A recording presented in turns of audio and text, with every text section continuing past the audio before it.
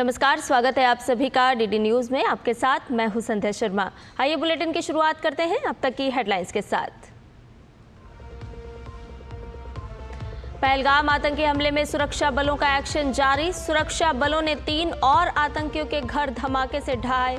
Police ने 14 स्थानीय आतंकियों की सूची की जारी।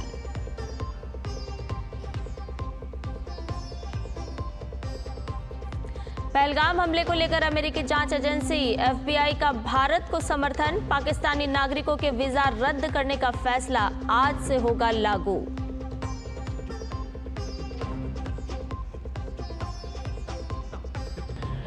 प्रधानमंत्री मोदी आज मन की बात कार्यक्रम के जरिए अपने विचार करेंगे साझा। मन की बात की 121वीं कड़ी आज।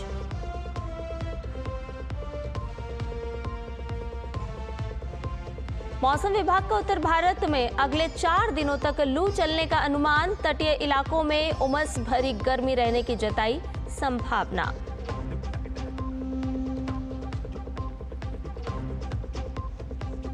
ईरान के सबसे बड़े बंदरगाह बंदर अब्बास में विस्फोट में मृतकों की संख्या 14 पहुंची। 700 से ज्यादा लोग हुए घायल।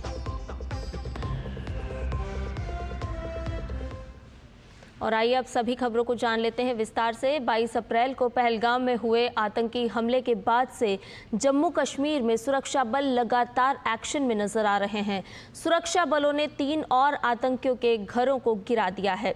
इस बीच सुरक्षा बलों ने जानापोरा शोपियां के सक्रिय आतंकवादी अदनान शफी डार का एक और घर ध्वस्त कर दिया है।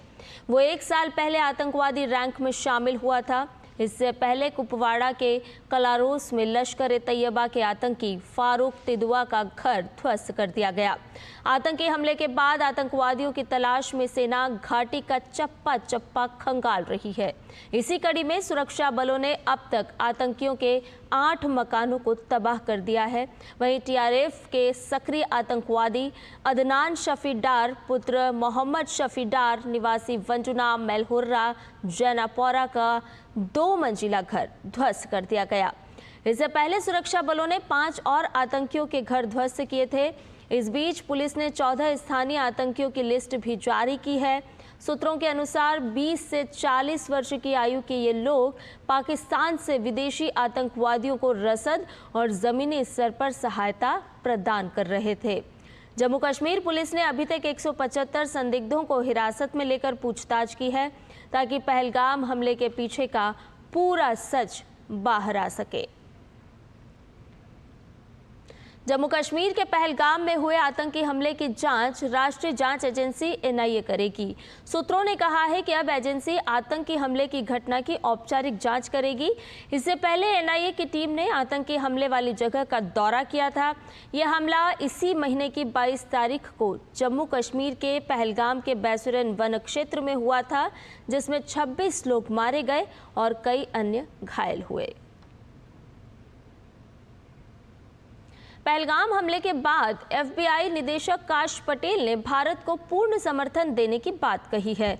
FBI निदेशक काश पटेल ने जम्मू कश्मीर के पहलगाम में हुए हालिया आतंकवादी हमले के सभी पीड़ितों के प्रति संवेदना व्यक्त की और भारत सरकार को अमेरिका के पूर्ण समर्थन की पुष्टि की। पटेल ने कहा कि पहलगाम हमला दुनिया को आतंकवाद की बुराई से लगातार होने वाले खतरों की याद दिलाता है। भारत द्वारा पाकिस्तानी नागरिकों को जारी सभी मौजूदा वैध वीजा आज से रद्द हो जाएंगे। जम्मू कश्मीर के पहलगाम में हुए आतंकी हमले के बाद केंद्र सरकार ने सभी पाकिस्तान नागरिकों के वीजा रद्द करने का फैसला लिया था, जिसके तहत भारत आए सभी पाकिस्तान नागरिकों को 27 अप्रैल तक देश छोड़ने के लिए कहा गया था। विदेश मंत्रालय ने स्पष्ट किया है कि 27 अप्रैल से सभी वैध पाकिस्तानी वीजा रद्द माने जाएंगे, जबकि मेडिकल वीजा 29 अप्रैल तक वैध रहेंगे। इससे पहले केंद्रीय गृह मंत्री अमित शाह ने सभी राज्यों के मुख्यमंत्रियों से कहा था कि वो सुनिश्चित करें कि कोई भी पाकिस्तानी नागरिक तय समय सीमा के बाद भारत में ना ठहरे। हालांकि ये नियम उन हिंदू पाकिस्तानी नागरिकों पर लागू नहीं होगा जिन्हें दीर्घकालिक वीजा दिया गया है। इन वीजा पर भारत छोड़ने की अंतिम तारीख विदेश मंत्रालय तय करेगा। आतंकी हमले के बाद भारत में पाकिस्तानी नागरिकों को वीज़ा रद्द करने के बाद से पाकिस्तानी नागरिक तेजी से अपने वतन वापस लौट रहे हैं। इस बीच संयुक्त राष्ट्र संघ ने पहलगाम हमले की कड़े शब्दों में निंदा की है। तो इस हमले के बाद से पाकिस्तान दुनिया भर में घिरता हुआ नजर आ रहा है। दुनिया के तमाम देशों में स्थित पाकिस्तान एम्बेसी के बाहर भारतीयों ने प्रदर्शन किया है, तो दुनिया भर का समर्थन भी भारत को मिल रहा है।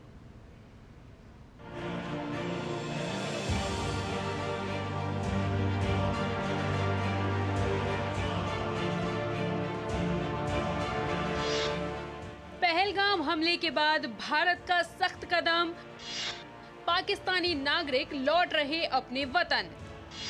27 अप्रैल तक देश छोड़ने का आदेश, दुनिया भर से है साफ संदेश, आतंकियों को कहीं नहीं मिलेगा स्पेस। पहलगाम में पर्यटकों पर हुए हमले के बाद से केंद्र ने साफ कर दिया है कि आतंकियों को किसी भी हालात में बख्शा नहीं जाएगा। केंद्र सरकार ने कड़ा कदम उठाते हुए पाकिस्तानी नागरिकों के सभी वीजा निलंबित कर दिए हैं और सभी पाकिस्तानी नागरिकों को 27 अप्रैल तक देश छोड़ने का आदेश दिया है। भारत छोड़ने के निर्देश के बाद अटारी बॉर्डर पर वतन वापसी के लिए भारी भीड़ है। समय सीमा को ध्यान में रखते हुए बड़ी संख्या में पाकिस्तानी नागरिक अपनी औपचारिकताएं पूरी करने के लिए अटारी बाघा बॉर्डर पर पहुंच रहे हैं। शॉर्ट टर्म वीजा वाले पाकिस्तानी नागरिकों को जहां 27 अप्रैल तक देश छोड़ना होगा, वहीं मेडिकल वीजा वाले पाकिस्तानी नागरिकों के लिए 29 अप्रैल अंतिम तारीख है। जारी गाइडलाइंस के अनुसार तय सीमा के बाद किसी भी पाकिस्तानी नागरिक के रुकने पर उसे अवैध माना जाएगा और उसके खिलाफ कड़ी कार्रवाई की जाएगी। 27 अप्रैल की डेडलाइन फिक्स करने के बाद अब बड़ी संख्या में अटारी वाघा सरहद पर पाकिस्तानी नागरिक पहुंच रहे हैं। अपने वीजा क्लियरेंस, अपने जो डॉक्यूमेंट्स है वो वेरीफाई करवाने के बाद वो वापस अपने मुल्क जा रहे हैं। हमले के बाद देश में रह रहे पाकिस्तानियों को हर शहर से बाहर भेजा जा रहा है। इसी क्रम में उत्तर प्रदेश की पुलिस ने लखनऊ के गोमती नगर में अस्थायी वीजा पर रुके हुए 8 पाकिस्तानी नागरिकों को अपने देश पाकिस्तान भेज दिया है। इसी कड़ी में वाराणसी से पाकिस्तानियों को वापस भेजा जा रहा है और उनकी गतिविधियों पर लगातार नजर है। यहाँ पर टूरिस्ट वीजा पर 8 लोग लखनऊ में पाए गए थे। उन सभी से वार्ता करके उनकी स्टैंपिंग करके उनको यहाँ से वापस पाकिस्तान पहुँचने के लिए भेज दिया गया है। वो दिए गए टाइम लिमिट में यहाँ से पाकिस्तान पहुँच जाएंगे। इसके अतिरिक्त अभी लखनऊ में 410 ऐसे पाक नागरिक हैं जो LTV पर हैं, इनके संबंध में अभी भारत सरकार के द्वारा कोई निर्देश जारी नहीं किए गए। वहीं पहलगाम आतंकी हमले की न केवल देश बल्कि दुनिया भर में कड़ी निंदा की जा रही है। यूएन की संयुक्त राष्ट्र सुरक्षा परिषद ने पहलगाम में 22 अप्रैल को हुए आतंकवादी हमले की कड़ी निंदा की है। सुरक्षा परिषद के सदस्यों ने आतंकवाद के इस निंदनीय कृत्य के अपराधियों, आयोजकों, वित्त पोषकों और प्रायोजकों को जवाबदेह ठहराने और उन्हें न्याय के कटघरे में लाने की आवश्यकता पर जोर दिया। सुरक्षा परिषद ने कहा कि इन हत्यारों के लिए जिम्मेदार लोगों को जवाबदेह ठहराया जाना चाहिए। साथ ही सुरक्षा परिषद ने सभी राज्यों से अंतर्राष्ट्रीय कानून और प्रासंगिक सुरक्षा परिषद प्रस्तावों के तहत इस संबंध में सभी संबंधित अधिकारियों के साथ सक्रिय रूप से सहयोग करने का आग्रह किया।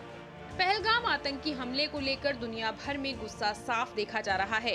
लंदन में भारतीय समुदाय के लोगों ने हमले की निंदा करते हुए पाकिस्तानी उच्चायोग के बाहर विरोध प्रदर्शन किया। डेनमार्क की राजधानी कोपेनहेगन और ऑस्ट्रेलिया के मेलबर्न में भी बड़ी संख्या में लोगों ने पहुंचकर पाकिस्तान के खिलाफ विरोध प्रदर्शन किया और आतंकी हमले में जान गंवाने वाले नागरिकों को श्रद्धांजलि दी। नेपाल की राजधानी काठमांडू में भी पाकिस्तान उच्चायोग के बाहर बड़ी संख्या में लोगों ने पाकिस्तान के खिलाफ प्रदर्शन किया। पहलगाम के आतंकी हमले के बाद राजनयिक, कूटनीतिक, प्रशासनिक और सुरक्षात्मक तरीके से सख्त कार्रवाई करते हुए केंद्र सरकार ये सुनिश्चित करना चाहती है कि दोषियों को बख्शा ना जाए और इस कायराना हमले का मुंहतोड़ जवाब दिया जाए। Bureau report, DD news. वहीं पहलगाम में हुए आतंकी हमले को लेकर मुस्लिम देशों से भारत को समर्थन मिलना लगातार जारी है। ईरान और यूएई के राष्ट्रपति ने पीएम मोदी से फोन पर बात कर पहलगाम आतंकी हमले की निंदा की। ईरान के राष्ट्रपति मसूद पेजेश्कियन ने प्रधानमंत्री नरेंद्र मोदी से फोन पर बातचीत कर कहा कि सभी लोगों को आतंकवाद के खिलाफ लड़ाई में एकजुट होना चाहिए। वहीं यूएई के राष्ट्रपति मोहम्मद बिन जायद ने प्रधानमंत्री नरेंद्र मोदी से फोन पर बातचीत कर भारत के साथ पूरी एकजुटता और समर्थन व्यक्त किया। विदेश मंत्रालय ने कहा कि प्रधानमंत्री ने दोनों नेताओं की भावनाओं, सहानुभूति और समर्थन की सराहना की।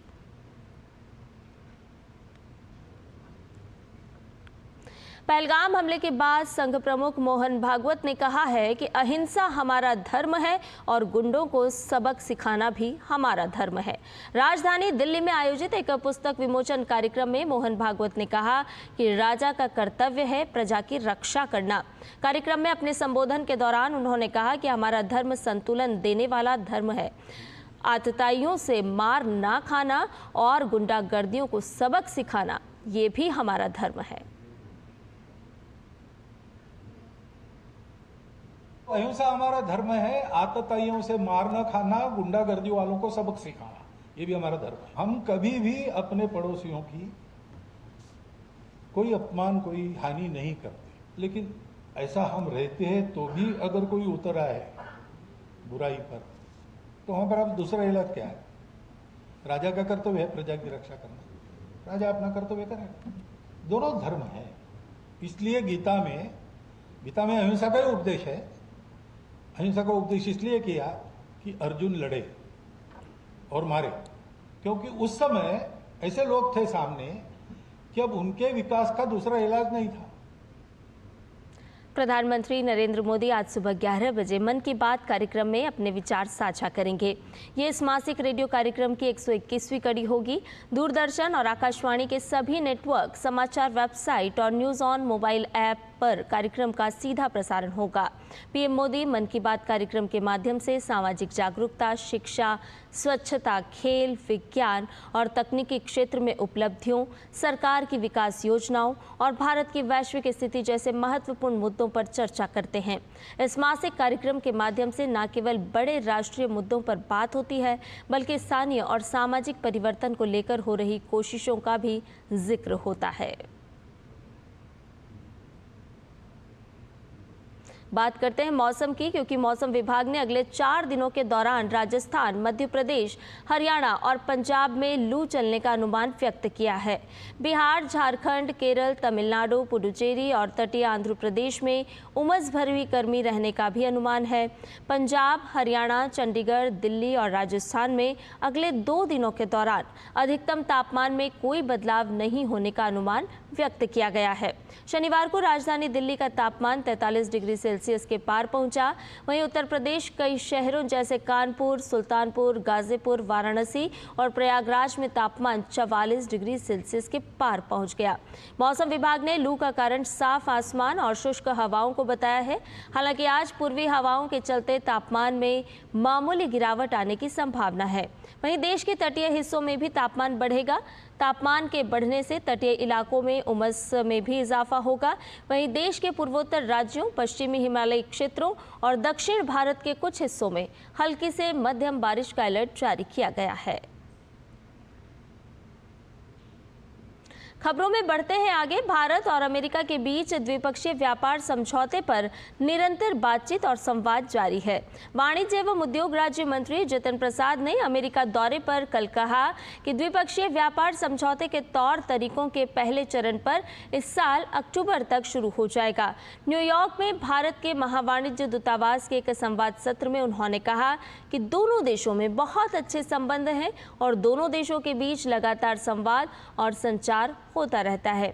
उन्होंने भारतवंशियों, बैंकिंग, वित्त और कॉरपोरेट क्षेत्र के वरिष्ठ अफसरों के साथ साथ छात्रों को 2 देशों का पुल बताया।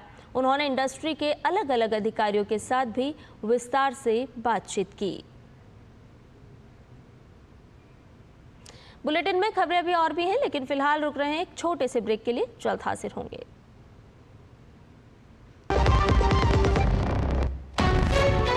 विभाग अनेक, कंप्लेंट बॉक्स 1, किसी भी सरकारी दफ्तर, विभाग या बैंक से जुड़ी शिकायत के लिए pgportal.gov.in पर जाएं, रजिस्टर करें, संबंधित विभाग चुनें, शिकायत दर्ज करें और ट्रैकिंग आईडी नोट करें। SMS या ईमेल पर एक्नॉलेजमेंट पाएं और शिकायत का जवाब सीधे मंत्रालय से प्राप्त करें। अब तक 1,12,00,000 से अधिक भारतीयों ने भरोसा जताया। CP ग्राम्स, आपकी हर शिकायत का हल। अभी शिकायत दर्ज करें pgportal.gov.in। दीदी नौकरी लग गई। अरे वाह, बधाई हो। तो अब तो ढेर सारी शॉपिंग। हाँ दी, नया मोबाइल। अरे रुको शहजादे, सैलरी से पहले खर्चे। इंस्टेंट लोन भी तो मिलता है। पहले बजट बनाना सीखो, फिर खर्च करो। पर दी, देखो, कमाई का एक हिस्सा हमेशा बचाना चाहिए, लेकिन पार्टी देने से नहीं बचोगे तुम। हाँ दी, पार्टी मेरी, बजट तुम्हारा। अच्छा, RBI कहता है सही वित्तीय बर्ताव करे आपका बचाव। ब्रेक के बाद समाचार में आपका एक बार फिर से स्वागत है। ईरान के सबसे बड़े बंदरगाह बंदर अब्बास में कल हुए भीषण विस्फोट में 14 लोगों की मौत हो गई और 750 से ज़्यादा लोग घायल हो गए। माना जा रहा है कि ये विस्फोट कथित तौर पर मिसाइल प्रोपेलेंट बनाने के लिए इस्तेमाल किए जाने वाले रासायनिक पदार्थ के शिपमेंट से जुड़ा हुआ है। विस्फोट से आसमान में धुएं का एक बड़ा गुबार फैल गया और आसपास की इमारतों और कारों को भारी नुकसान पहुंचा। बंदरगाह पर राहत और बचाव कार्य देर रात तक जारी रहा। ये विस्फोट शनिवार को उस समय हुआ जब ईरान और अमेरिका के अधिकारी तेहरान के तेजी से आगे बढ़ते परमाणु कार्यक्रम पर तीसरे दौर की वार्ता के लिए ओमान में मिले। राष्ट्रपति मसूद पेजेश्कियान ने पीड़ितों के प्रति अपनी शोक संवेदनाएं व्यक्त की है और घटना के कारणों की जांच का आदेश दिया है। इधर गाजा में शांति वार्ता के लिए हमास का प्रतिनिधिमंडल कल मिस्र की राजधानी काहिरा पहुंचा। हमास के नेताओं ने मिस्र के अधिकारियों के साथ युद्ध विराम, कैदियों की अदला बदली और मानवीय सहायता पर बातचीत शुरू की। हमास ने कहा कि वे संघर्ष रोकने और गाजा में फंसे लोगों के लिए भोजन, दवा और दूसरी मदद की तुरंत जरूरत पर जोर देंगे। मामले में मिस्र के अधिकारी ने बताया कि इजराइल को भी वार्ता में शामिल होने के लिए आने वाले सोमवार को बुलाया गया है, लेकिन अभी ये साफ नहीं है कि इजराइल इस बातचीत में शामिल होगा या नहीं। इजरायली सूत्रों ने कहा है कि उन्हें मध्यस्थों से कोई नया प्रस्ताव नहीं मिला है और वे सिर्फ मिले हुए मध्यस्थों के प्रस्तावों पर ही जवाब देंगे।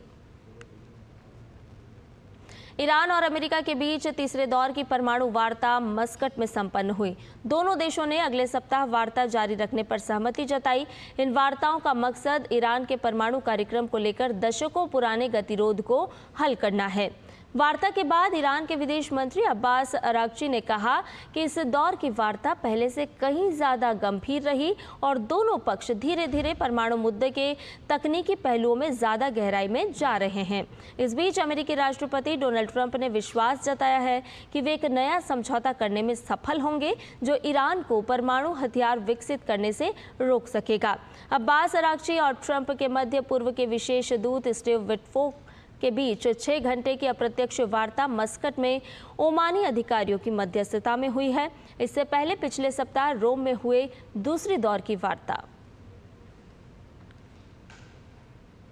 फिलिस्तीनी राष्ट्रपति महमूद अब्बास ने कल अपने करीबी विश्वास पात्र हुसैन अल शेख को अपने उपराष्ट्रपति और संभावित उत्तराधिकारी नामित किया।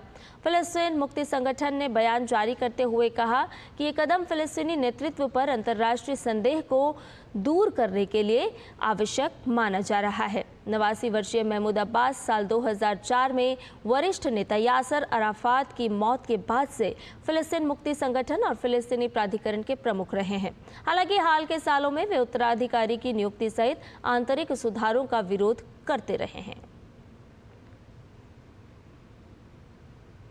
और खेल की खबरों का रुख करते हैं। इंडियन प्रीमियर लीग में आज पहले मुकाबले में मुंबई इंडियंस का सामना लखनऊ सुपर जॉइंट्स से होगा।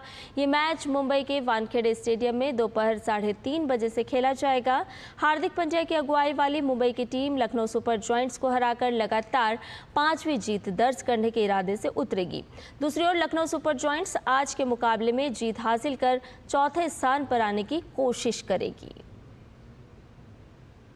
वहीं आज के दूसरे मुकाबले में दिल्ली कैपिटल्स और रॉयल चैलेंजर्स बेंगलुरु के बीच आमना सामना होगा। ये मैच शाम 7:30 बजे से दिल्ली के अरुण जेटली स्टेडियम में खेला जाएगा। इस मुकाबले में जो भी टीम जीतेगी वो गुजरात को पछाड़ते हुए टॉप पर पहुंच जाएगी। इधर दिल्ली में चल रहे एशियाई योगासन चैंपियनशिप में भारत का दमदार प्रदर्शन देखने को मिल रहा है। मिस योगिनी वर्ल्ड आरती पाल का मानना है कि चैंपियनशिप आगामी एशियाई खेलों के लिहाज से बहुत अहम है। इस आयोजन में खिलाड़ियों को तैयार होने का मौका मिलेगा। आरती पाल से बात की है हमारे संवाददाता सुशील कुमार ने। योगासन चैंपियनशिप में भारतीय खिलाड़ियों का शानदार प्रदर्शन जारी है। इस वक्त हमारे साथ मिस योगिनी वर्ल्ड डॉक्टर आरती पाल मौजूद हैं। डॉक्टर आरती, आप इंडियन योगा टीम को रिप्रेजेंट भी करती हैं। भारत में पहली बार एशियन योगासन चैंपियनशिप का आयोजन हो रहा है, इसको आप किस तरह से देखती हैं? निश्चित रूप से हम सभी के लिए, हम सभी भारतीयों के लिए ये एक गौरव का पल है जब भारत में सेकेंड एशियन योगासना स्पोर्ट्स चैंपियनशिप का आयोजन हो रहा है। जब योग के आसन अंग को योगासन स्पर्धा के रूप में प्रारंभ किया गया तो इसके माध्यम से युवाओं को जुड़ने का इससे अवसर प्राप्त हुआ।